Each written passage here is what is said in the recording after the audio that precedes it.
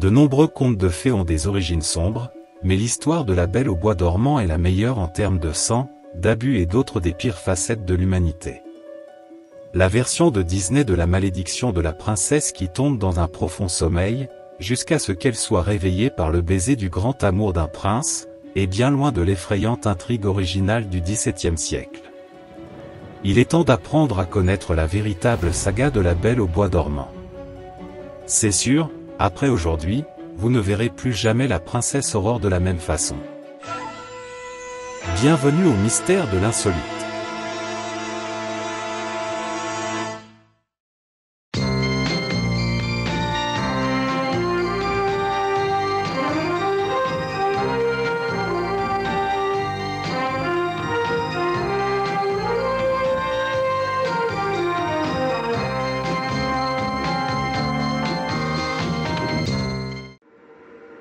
L'un des contes de fées les plus célèbres de tous les temps, La Belle au bois dormant, est un récit issu de la tradition populaire.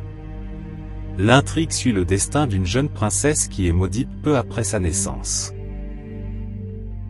Vexée de ne pas avoir été invitée à son baptême, une sorcière envahit la fête et annonce que la jeune fille sera piquée par le fuseau d'un théard et entrera dans un sommeil profond, semblable à la mort. Alors que les marraines fées s'efforcent de rendre la vie de la jeune fille pleine de joie, la sorcière est égoïste et trouve sa satisfaction dans l'acte de lui faire du mal. Malgré les tentatives de ses parents pour la protéger, la malédiction se réalise et elle s'endort.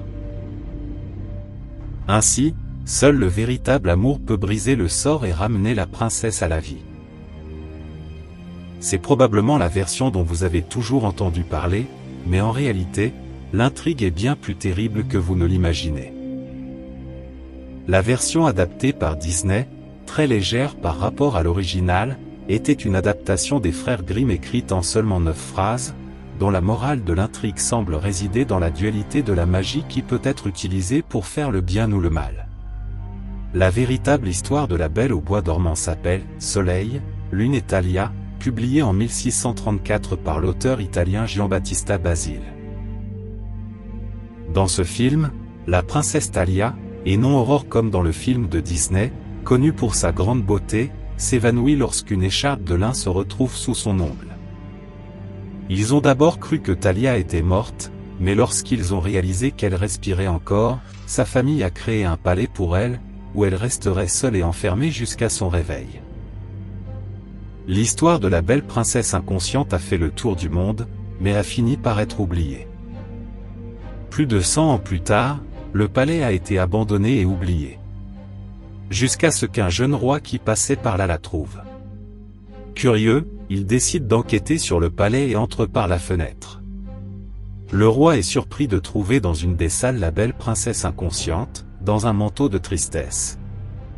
Il a d'abord cru que la jeune femme était morte, mais il s'est vite rendu compte que du sang coulait dans ses veines, elle était vivante. Attiré par une telle beauté, il finit par profiter d'elle, abusant de son inconscience. Après s'être satisfait de cet acte horrible, le monarque retourne à son royaume et à sa reine et oublie complètement Thalia. Mais cet acte a eu des conséquences, Thalia est tombée enceinte de son agresseur et, 9 mois plus tard, elle a donné naissance à des jumeaux, nommés Sun et Moon. L'accouchement s'est déroulé de manière naturelle sous tous les aspects, sans aucun accompagnement. Sans personne pour les soutenir, les bébés ont commencé à avoir faim et ne trouvaient pas les seins de leur mère pour se nourrir. Cherchant ce qui ressemblait le plus à une succion, ils ont alors commencé à sucer les doigts de la princesse inconsciente. Leur faim était telle que l'un d'entre eux a réussi à sucer l'éclat de lin coincé sous l'ongle de Thalia, qui se réveille aussitôt. Au lieu de crier de confusion, la princesse voit simplement les bébés pleurer de faim et se met à les téter, guidée par son instinct maternel. Au même moment, le roi se souvint de la princesse et décida de lui rendre visite à nouveau, donnant à sa reine l'excuse qu'il partait à la chasse et voulait être seul. En arrivant au palais de la belle princesse, il entre à nouveau par la fenêtre et, à sa grande surprise, trouve Thalia et les jumeaux. De nouveau enchanté par la princesse, et tombant follement amoureux d'elle, il lui raconte ce qui s'est passé entre eux. Malgré cela, Thalia et le souverain ont passé quelques jours ensemble, amoureux.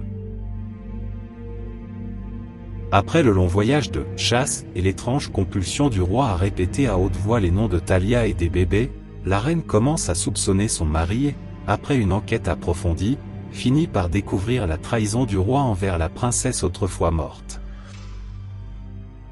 Submergée par la haine et la jalousie, la reine met en place une vengeance. L'idée est de tuer et de cuisiner les enfants pour les faire déguster à son mari.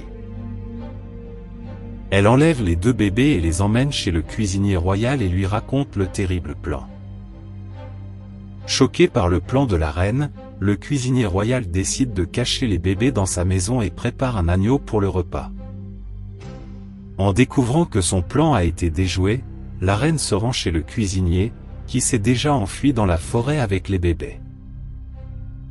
Remplie d'encore plus de haine, la reine fait maintenant enlever Thalia, voulant brûler la princesse sur le bûcher.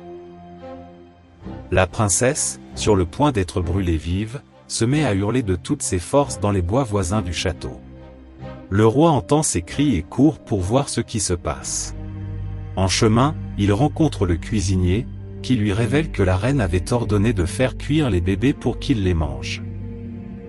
Dégoûté par sa femme, il arrive sur les lieux, et est choqué de voir la princesse sur le point d'être brûlée. Le roi tente d'empêcher la reine de commettre le crime, et finit par jeter sa propre femme dans le feu. Finalement, Thalia devient la femme de son agresseur et ils vivent heureux avec leurs enfants. L'histoire se termine par le proverbe « Ceux que la fortune favorise trouvent la bonne fortune même dans leur sommeil ». Beaucoup doivent être choqués par cette fin, car le véritable méchant, le roi, qui a violemment abusé de la princesse et assassiné sa propre femme, connaît une fin heureuse. Mais dans le film Maléfique, qui fait partie d'une série dans laquelle Disney cherche à humaniser les célèbres méchants de ses animations classiques, le roi devient le traître de l'histoire et meurt à la fin. Cette fin tragique était peut-être une punition pour le comportement du roi dans le conte de l'italien Giambattista Basile. Dans cette vidéo, vous venez d'apprendre l'histoire vraie et tragique du conte de fées, La Belle au bois dormant. Si vous connaissez d'autres histoires de ce genre, écrivez dans les commentaires. Et n'oubliez pas de donner vos impressions et vos suggestions à la chaîne, en n'oubliant jamais de donner un like et de partager cette vidéo avec vos amis. Et ne manquez pas la prochaine vidéo de la chaîne, avec une autre curiosité mystérieuse. Rendez-vous dans la prochaine vidéo des mystères de l'inconnu. Jusqu'à la prochaine vidéo des mystères de l'insolite.